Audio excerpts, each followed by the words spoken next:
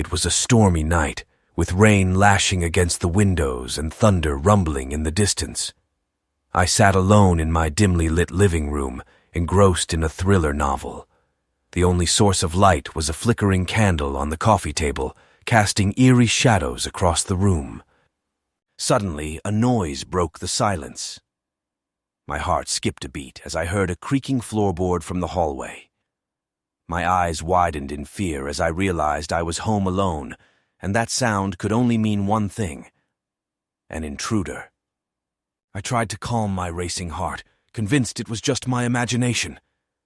But then I heard it again, louder this time, followed by the distinct sound of footsteps creeping closer. Panic gripped me as I realized someone was inside my home. Frantically, I reached for my phone, but it slipped from my trembling hands and clattered to the floor. The intruder must have heard because the footsteps quickened. I knew I had to hide, and I had to do it fast. With trembling hands, I extinguished the candle, plunging the room into complete darkness. I crawled on my hands and knees, trying to make as little noise as possible. I knew every inch of my home and had a hiding spot in mind.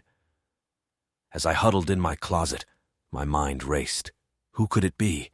Why had they chosen my home on this wretched night? My thoughts were interrupted by the sound of heavy breathing coming from just outside the closet door. It was the intruder. My heart pounded in my chest as I tried to control my breathing. I strained my ears to listen.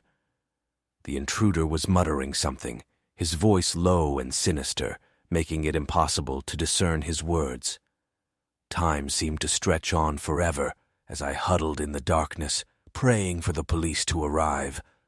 The intruder's footsteps moved away, growing fainter.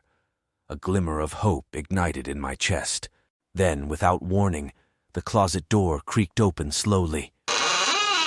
My breath caught in my throat as I saw a pair of malevolent eyes staring back at me from the darkness. "You should have stayed hidden," the intruder hissed, revealing a chilling smile that gleamed in the faint moonlight. In that terrifying moment, I knew I was trapped with a madman, and there was no way out. The storm raged on outside, masking my cries for help as I became another victim of the Midnight Intruder. The police arrived hours later, but it was too late.